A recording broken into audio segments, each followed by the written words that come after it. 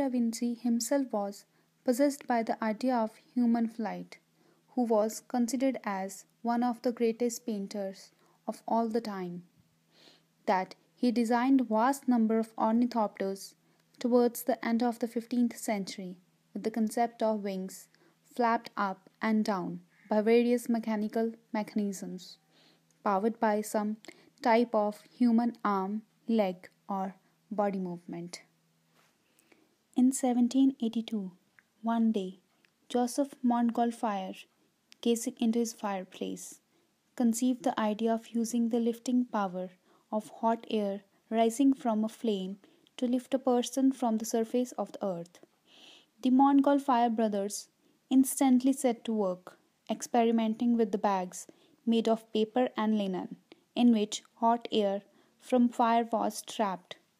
After several voyages of a balloon carrying a cage containing a sheep, a rooster, and a duck, the Montgolfier were ready for the big step.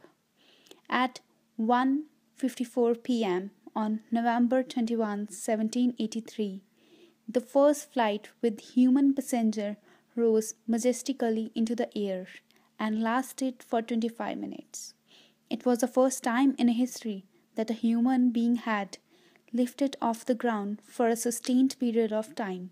Moreover, they were the only means of human flight for almost 100 years. The red letter date in the progress of aeronautics is 1799, in which Sir George Cayley in England cut a design on a silver disc on the concept of a fuselage, a fixed wing, and horizontal and vertical tails. He is the first person who proposed mechanism for the generation of lift and propulsion, and truly said he is the grandparent of the concept of modern airplane, as he built and flew the world's first human carrying glider in 1852, and it was mostly likely a triplane. For the next 50 years after Cayley's success, there were no major advances in aeronautical technology comparable to the previous 50 years. John Stringfellow, who built several small steam engines and attempted to power some model monoplanes off the ground. He was close, but unsuccessful. But still, Stringfellow's triplane was the main bridge between George Cayley's aeronautics and the modern biplane. In 1874, the French naval officer and engineer Félix du Temple achieved the world's first successful powered takeoff by a piloted full-size airplane, and it was powered by some type of hot air engine. The second powered airplane with a pilot left the ground in July 1884, designed by Alexander. This machine was steam-powered monoplane. However, they do not represent truly controlled, sustained flight. Otto Lilienthal Designs was the first fully successful glider in history, and during the time period 1891 to 1896, he achieves over 2,500 successful glider flights. Moreover, Lilienthal might have achieved powered flight before the Wright brothers if he had not been killed in a glider crash in 1896. Samuel achieves the first sustained, heavier than air, unmanned powered flight in history with a small scale aerodrome in 1896. However, his attempts at manned flight are unsuccessful, and the last one failing on just 9 days before the Wright brothers' stunning success. Second red letter date in the history of aeronautics, indeed in the history of humanity, is December 17, 1903. On that day, at Kill Devil Hills in North Carolina, Orville and Wilbur Wright achieves the first controlled, sustained, powered, heavier than air manned flight in history. This flight is to revolutionize life during the 20th century. By this time, the Wright brothers had already made the first successful controlled flight of a manned aircraft.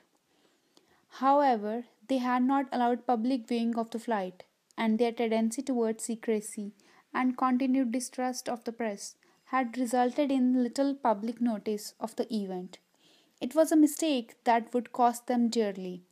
So the next one is Glenn Curtis was an American aviation and motorcycling pioneer and a founder of the US aircraft industry. He made the first officially witnessed flight, Junebug, in North America and won the Scientific American Prize for making a controlled flight of over a kilometer. As earlier, none of the witnesses who say they saw the Wright brothers in the air before 1908 were qualified to judge if they were seeing viable flights, as the Wright brothers had used the gravity of Kill Devil Hill to launch against a strong headwind.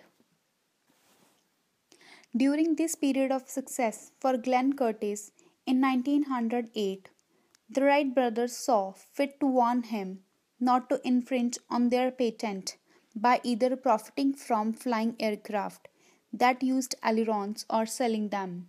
See, after the Wrights had failed to secure a patent in 1903, they hired a patent attorney who was able to secure them one in 1904 for a flying machine. As part of the patent, it laid claim to a new method of controlling a flying machine, describing wing wrapping, the Wrights' less workable procedure to ailerons. But when other aviators developed and used aileron to achieve the same control, the Wrights claimed that it was infringing on their patent, and the method described in it, and the use courts agreed that the Wright patent covered ailerons. So, the development of aeronautics takes off exponentially after the Wright brothers' public demonstration in Europe and the United States in 1908.